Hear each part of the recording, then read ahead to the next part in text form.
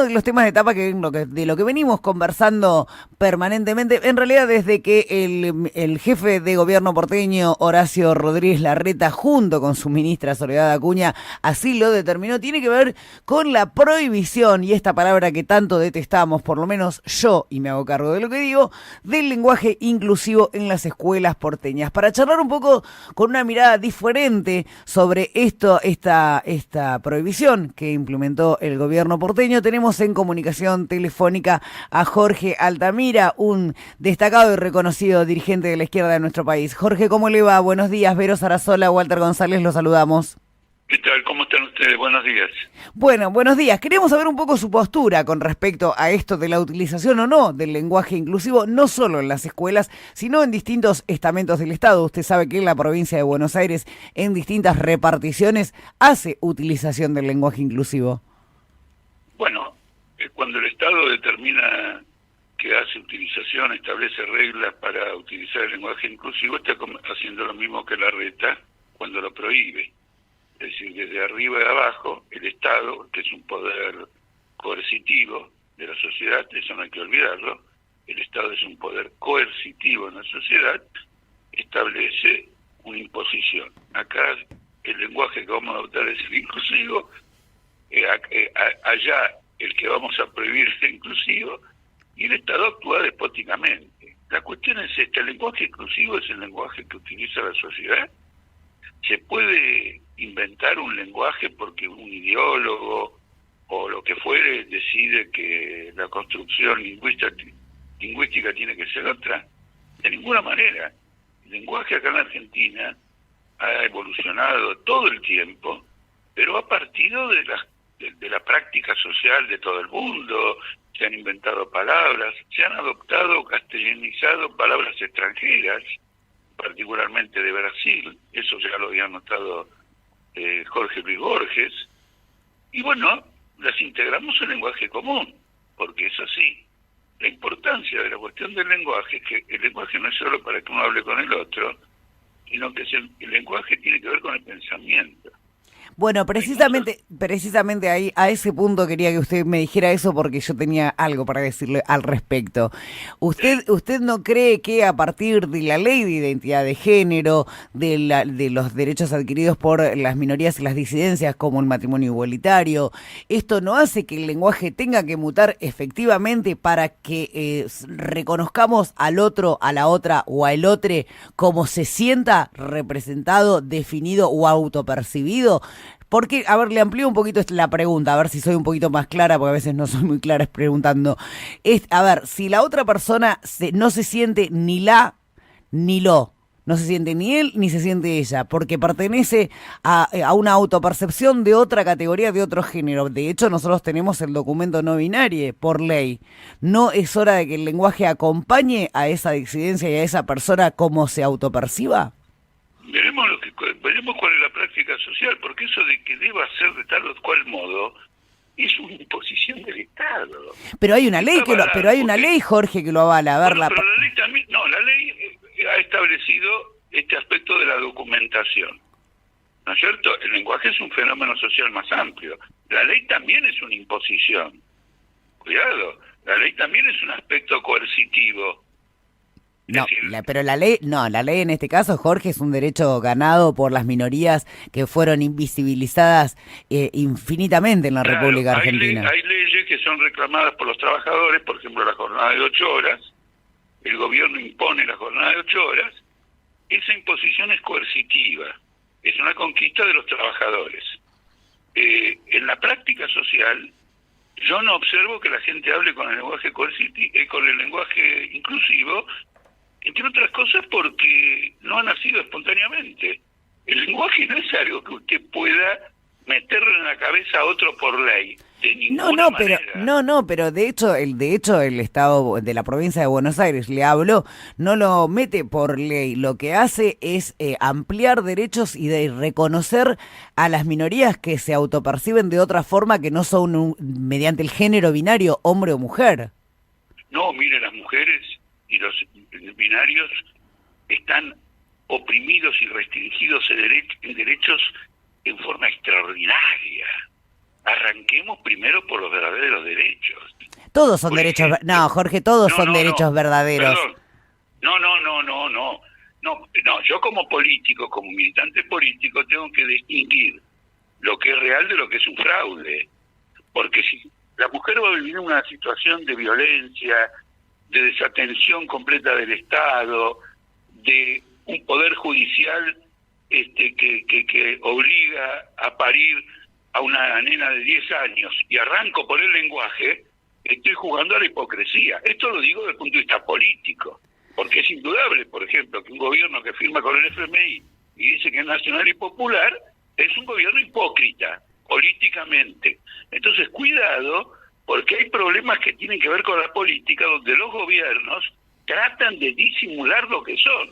La mujer, a pesar de derechos importantes que ha adquirido, particularmente el derecho al aborto, vive una situación de mayor violencia y opresión ahora que en mucho tiempo, progresivamente vive en una situación de mayor violencia. Sí, pero la trata de personas es mayor. Sí, pero Jorge, y el Estado mira para otro lado. Sí, pero Jorge, a ver si hacemos punto, focalizamos en el tema del lenguaje inclusivo. El lenguaje inclusivo no tiene que ver con derechos de mujeres o de hombres, tiene que ver con derechos de personas que no se sienten precisamente ni mujeres ni hombres, tiene que ver con todo el universo de... Bueno, entonces, trans travesti, tiene que ver con todo el universo trans travesti, tiene que ver con el universo de las personas que son no binarias, que no se sienten ni ella ni él, tiene que ver con eso, con esas minorías que hoy tienen ese derecho a ser reconocidos en su documento como no binaria, que tienen derecho a ser reconocidos como persona trans.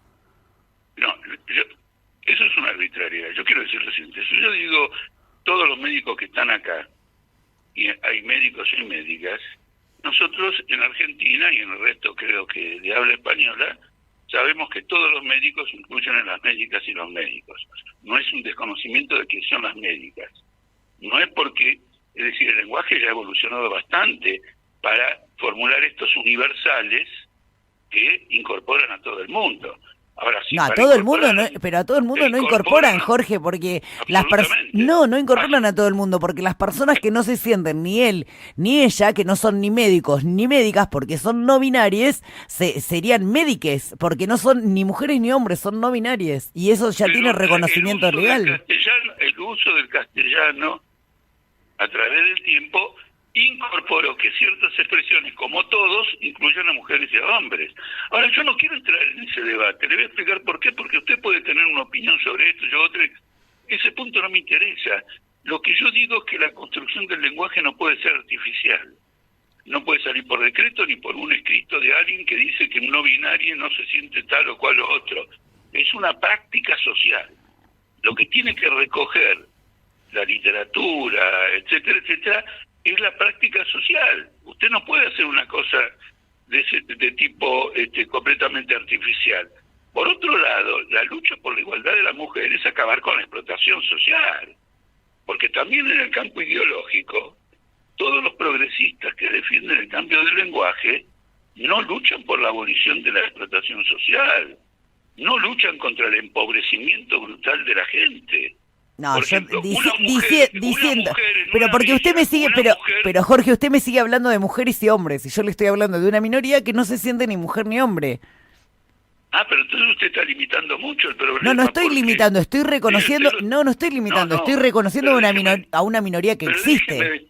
Déjeme decirle por qué le digo que está limitando. Porque el lenguaje inclusivo pretendía introducir en el lenguaje la distinción entre masculino y femenino, no solamente, cuando decimos todes, o la expresión de todes se refiere a hombres y mujeres, y quizás a otro sector más, pero incluye a las mujeres. Por lo tanto, quiere decir que usted ya me excluye a las mujeres y se refiere solo a las que no se reconocen una cosa y la otra. No, digo que el lenguaje, a ver, quienes estudiamos comunicación, el lenguaje es movible.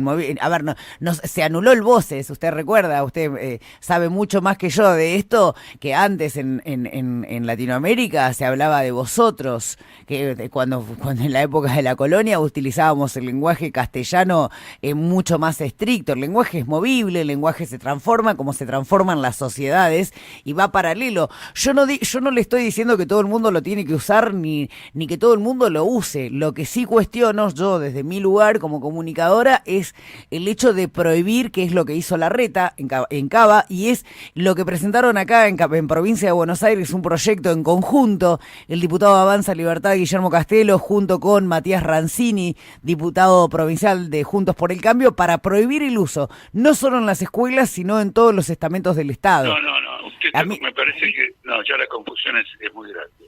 El tema consiste en lo siguiente: ¿cómo le vamos a enseñar en la escuela a los niños? ¿Con cuál lenguaje? ¿Con un lenguaje que ellos reconocen o con un lenguaje que no reconocen? Primer punto. Segundo punto, si lo vamos a enseñar a los chicos en la escuela con el lenguaje que reconocen, porque si es con el que no reconocen, no van a aprender absolutamente nada, la cuestión es si eso tiene que significar prohibiciones o imposiciones. Esto es un problema de orden más general en la educación. Por ejemplo, cuando se enseña historia en los secundarios, ¿cómo se presenta la época de la dictadura? ¿A favor de los montoneros o en contra de los montoneros? ¿A favor de la dictadura o en contra de la dictadura? ¿Quién determina en la currícula escolar cómo se enseñan ese tipo de cosas? Indudablemente la educación oficial es profundamente reaccionaria en aspectos históricos, profundamente. En una época, por ejemplo, Rosas era presentado como un ogro. Luego, con el avance de la crítica histórica, empezó a agarrar un lugar mayor, y entonces hay un equilibrio político, un equilibrio ideológico en la presentación de la historia argentina, un equilibrio polémico, es decir, donde los problemas quedan planteados sin imponer a nadie ninguna solución. Ese es otro problema. Yo estoy en contra de la prohibición de cualquier cosa. Claro, eso. Por eso me extrañó. Por eso me extrañó algunas de sus declaraciones, porque yo sé que ustedes... La declaración dice, lo que yo escribí, dice contundentemente que me pongo las prohibiciones. Exactamente, por eso, a ver, nadie acá habla, me parece, por lo menos quienes he tenido la oportunidad de entrevistar a otros lingüistas, lingüistas de hecho, que están a favor de la inclusión del lenguaje inclusivo, nadie dice que una docente se va a parar delante de un aula y va a hablar con la E para todo, pero sí reconocer esas palabras o esa forma, porque en realidad también usted sabe mucho mejor que yo, porque tiene mucha más experiencia y mucha más trayectoria de la que tengo yo, que también no hablar en inclusivo también es una forma de no visibilizar a una minoría que existe. No, en la enseñanza lo que importa es la comprensión de los alumnos. Hay que utilizar el idioma que los alumnos entienden. ¿Y usted no cree que es un poco, eso es lo que dijo la Soledad Acuña, usted no cree que un poco se subestima a los alumnos? A ver, porque si usted tiene la oportunidad de charlar con niños y niñas, con jóvenes, con respecto, a ver, hablen o no con la E, pero sí la reconocen, a ver, como parte de este lenguaje movible. Sí. Seguramente en la clase de castellano, lengua, como se llame, pueden discutir ese tipo de problemas. Yo les digo más, tomemos la secundaria, dejemos a los niños, porque ya son más grandes, son adolescentes, y un alumno te dirige a mí, maestro, profesor de cualquier materia, el lenguaje inclusivo yo no lo voy a reprimir, de ninguna manera, no le voy a decir... De acuerdo a Soledad Acuña, eso está prohibido. Claro, es más, habló hasta de sanciones de docentes, y ya hay una docente de una escuela, déjeme decirle, esto hay una docente de una escuela que es una docente trans, que ya presentó un recurso diciendo, no, yo voy a seguir hablando en este idioma porque el binario hombre-mujer a mí no me representa. Bueno, ella lo representa, pero tenemos que tener en cuenta el conjunto de los alumnos y no lo que ella representa, porque ella tiene que educar a otro. ¿Entiende? Acá tenemos que distinguir lo que es una política de prohibiciones de lo que es la pedagogía escolar y la formación del pensamiento. Eso no se establece por ley y no va a ocurrir nunca. En realidad, usted señalaba el problema de la colonia. Yo cuando estaba en la escuela primaria hablaba de vos con todos los alumnos, los chicos, etcétera, y tenía que escribir como tú. Claro. Y el que cambió todo eso no fue ninguna ley. El que cambió todo eso fue la literatura latinoamericana, en particular la argentina, que empezó a introducir en las novelas, en el diálogo de los personajes, el voceo. Y entonces en un momento determinado todo el mundo empezó a escribir con voz, pero deseaba hacerlo, porque el voceo era lo que usaba en casi en todos lados, y no se lo dejaban usar en las escuelas. Cuando yo tenía que escribir una composición en la secundaria, lo tenía que escribir con tú. Y yo lo tenía internalizado eso. Yo decía, en esto me expreso con vos, en esto me expreso con tú. Bueno, en un momento dado, ese chaleco de fuerza en mi espíritu y en el espíritu de todos los chicos de la época se quebró. Y entonces quedará eso. Si esto ocurre con el lenguaje inclusivo, muy bien. Después discutiremos algunos problemas en particular sobre este lenguaje inclusivo que tienen que ver con el desarrollo de categorías teóricas. Si la favorece o no la favorece, o si constituye una regresión en el pensamiento científico y teórico, que es un problema muy importante. Y ahí se va a dar una batalla, porque muchas cosas que ocurren en la sociedad son regresivas. No todo es progreso. Esta guerra que tenemos imperialista en todo el mundo es un retroceso histórico poderoso. Los que no hablan de esta guerra y no la combaten, ¿no es cierto?, están contribuyendo a una regresión poderosa.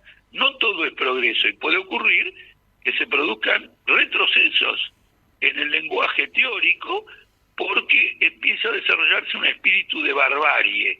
Cuando yo leo el Clarín, no tengo un problema para leer las palabras, pero todo el desarrollo teórico de los problemas, todo el desarrollo pero no teórico, conceptual, es absolutamente fraudulento.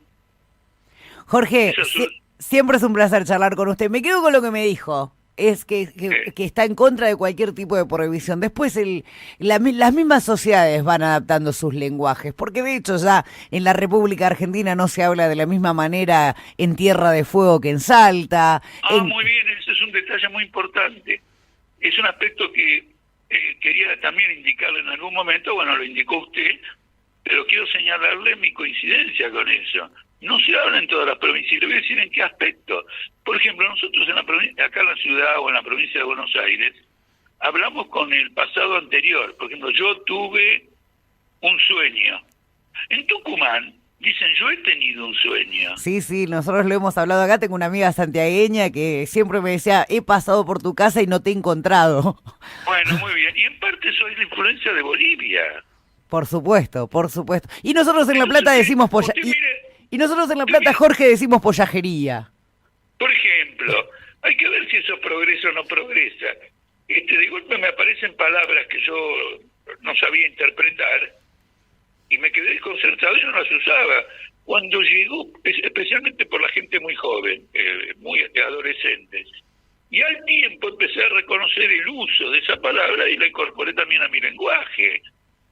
Imagínense, yo una vez pronuncié un discurso por televisión que según alguien que escuché después en la radio, yo había sido el primero en introducir esa palabra en la televisión. Cuando agarré y dije que tal corriente política, no voy a mencionar de qué corriente se trataba, era trucha, en un discurso televisivo. La palabra trucha ya se escuchaba. Ahora, en mi opinión personal, la palabra esa tiene un origen brasileño, portugués.